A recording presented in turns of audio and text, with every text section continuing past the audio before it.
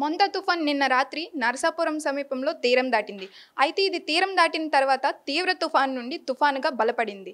ప్రస్తుతం దీని పరిస్థితి ఎలా ఉంది, అది ఎక్కడ ఉంది అనేది వాతావరణ శాఖ అధికారి గారిని అడిగి తెలుసుకుందాం రండి. నిన్న బలహీనపడిన వాయుగుండము ఉత్తర వాయు దిశలో ప్రయాణిస్తూ ఈరోజు ఉదయం 5:30 గంటలకు తూర్పు విదర్భ మరియు దక్షిణ ఛత్తీస్గఢ్ వద్ద తీవ్ర అల్పపీడనంగా ఏర్పడినది. ఇది అదే దిశలో ప్రయాణిస్తూ అనగా ఉత్తర వాయు దిశలో ప్రయాణిస్తూ అదే ప్రాంతమైనటువంటి తూర్పు విదర్భ మరియు దక్షిణ ఛత్తీస్గఢ్ వద్ద తీవ్ర అల్పపీడనంగా కేంద్రీకృతమై ఉన్నది. ఇది వాయు దిశలో ప్రయాణిస్తూ రానున్న 24 గంటల్లో మరింత బలహీనపడి అల్పపీడనంగా తూర్పు మధ్యప్రదేశ్ మరియు ఉత్తర ఛత్తీస్గఢ్ వద్ద ఏర్పడే అవకాశం ఎక్కువగా ఉన్నది.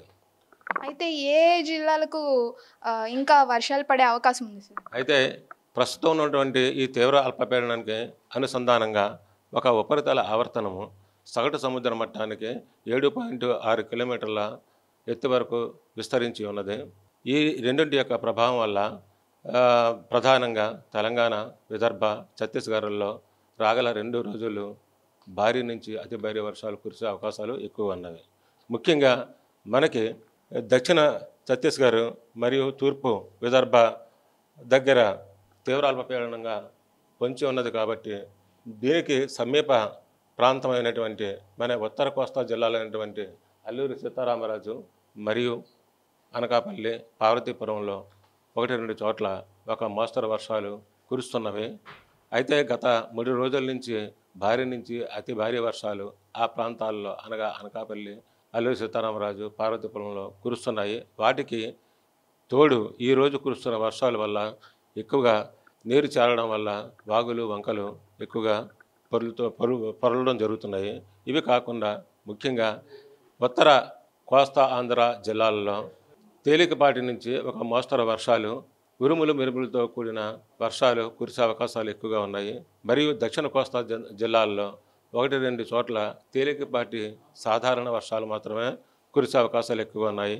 ముఖ్యంగా ఉత్తర కోస్తా జిల్లాల్లో గాలులు గంటకి 30 నుంచి 40 కిలోమీటర్ల వేగంతో వీస్తున్నవి.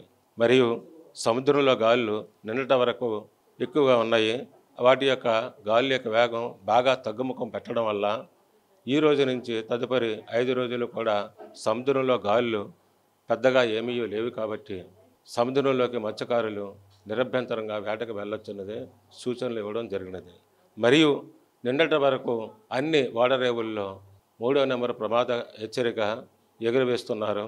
ఈ యొక్క గాలి యొక్క తీవ్రత బాగా తగ్గడం కారణంగా ఈరోజు ఉదయం అన్ని ఓడరేవుల్లో ఈ 3వ నెంబర్ ప్రమాద హెచ్చరిక ఉపసంహరించుకోవాలని సూచనలు ఇవ్వడం జరిగినది. అయితే వర్షాలు తీరం దాటిన తర్వాత కూడా అక్కడక్కడ వర్షాలు పడుతున్నాయి కదా సార్, అసలు ప్రజలు దీని ద్వారా ఇంకా ఎన్ని జాగ్రత్తలు తీసుకోవాలి, ఎన్ని రోజులు తీసుకుంటే సరిపోతుంది? అంటే రాగల 24 గంటల్లో ముఖ్యంగా ఈరోజు ఉదయం నుంచి అనకాపల్లి, అల్లూరి సీతారామరాజు జిల్లాల్లో కురుస్తున్నవి కాబట్టి ఆ యొక్క 2 జిల్లాల్లో ప్రజలు తగిన జాగ్రత్తలు అప్రమత్తంగా ఉండాలని సూచనలు ఇవ్వడం జరుగుతున్నది. మనం చూసుకున్నట్టయితే ఇప్పుడు తుఫాన్ అనేది ఛత్తీస్గఢ్ దగ్గర కేంద్రీకృతమైంది. అది తెలంగాణకు, ఛత్తీస్గఢ్కు అలాగే మన కోస్తాంధ్ర జిల్లాలలో అయిన అల్లూరి సీతారామరాజు జిల్లా అలాగే అనకాపల్లి జిల్లాకు కొంచెం తాకి ఉన్నందువల్ల ఇప్పుడు అల్లూరి సీతారామరాజు, అనకాపల్లి జిల్లాల్లో కూడా భారీ వర్షాలు లేదా మోస్తరు వర్షాలు కురిసే అవకాశం ఉందని, అలాగే మత్స్యకారులు నిరభ్యంతరంగా గాలులు తగ్గడం వల్ల నిరభ్యంతరంగా వేటకు వెళ్ళొచ్చని వాతావరణ శాఖ అధికారులు తెలియజేశారు. కెమెరామన్ సూర్యతో Siri, BBC on TV, Visakhapatnam.